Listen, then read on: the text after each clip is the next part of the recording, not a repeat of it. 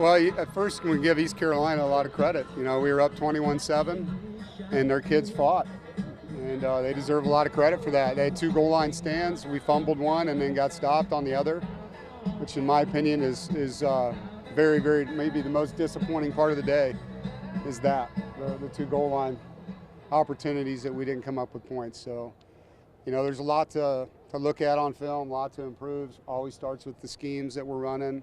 Look at how we're coaching things. Look at the guys that are running them and where we can get better. And we will. We'll get a lot better. But the one thing I can't do is change our record tomorrow.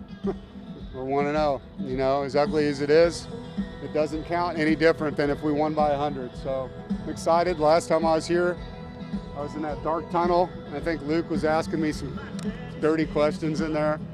And we lost. So it's good to get a W down here. You got to give Mike Houston and his staff and his team credit. They did a great job today. Dave, did you guys have too many men on the field when you called timeout before the last field goal? Or? No, we had some injuries. We didn't have enough people. We had 2 guys go down on that play. And so I wanted to get the right people in. Wanted to have 11 people in the game, obviously. And we were going to run a max block type thing. And one of the guys that would have been in on that was out with an injury, so we had to find his backup and get him in. Dave, you know it's a win, but your guys walking off the field did not look like they were particularly happy about the win. No, they're not. Do you have to build them back up a little bit despite the win? I don't think so. Yeah, I think they're probably more mad than I'm going to be at them right now. There's a lot of guys that expected to play better than they played today. That film's going to be very embarrassing for some of them, not because I'm going to embarrass them. We missed a ton of tackles, guys that are normally, as you know, we tackled really well as a defense last year with a lot of the same players, and so we just didn't get it done. Any updates on Peyton or Trish? Not yet, no. We'll have to do all the stuff, what we do at the docks, and once we know, we'll let you guys know. Yeah. I'm sorry, what? Yeah, Demi.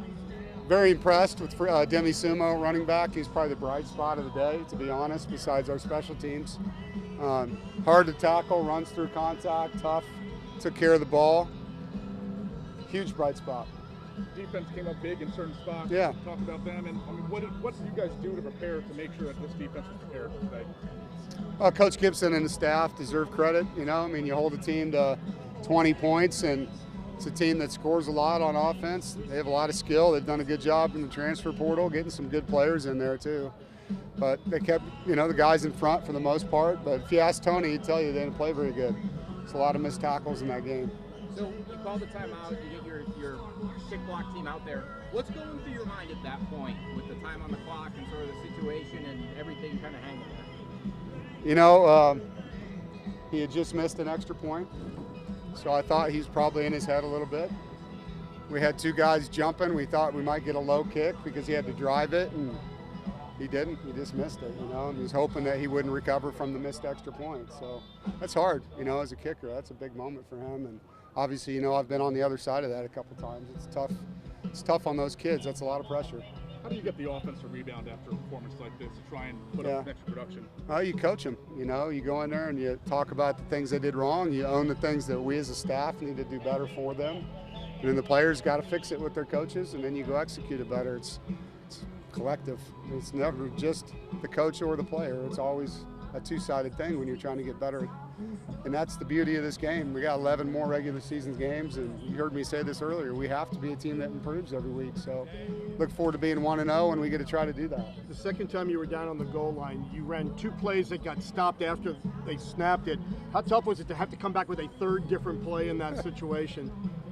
Yeah, we didn't get it done. I don't know what happened on the one where the ref stepped in, and there wasn't a timeout on either side of the ball. That was kind of a weird moment. I thought we were going to score on that play, and then we couldn't run that play because they saw it, So we really lost another play in our short yardage package there that we would have ran, So it wasn't just 2 plays; it really became 3. So we had to go to the 4th play. You know what I mean? So it shouldn't come to that, to be honest. You're first and 6 inches on the down there, and you'd like to think you can get it in. It didn't. How happy are you with the special teams today? They made some plays. Yeah, really happy with them. Colin Smith and Shane McDonough's first game with us did some good things. Sean Brown had a huge tackle. Josiah block punt, Sean Brown recover for a touchdown. Those were huge plays in the game, and very proud of those guys.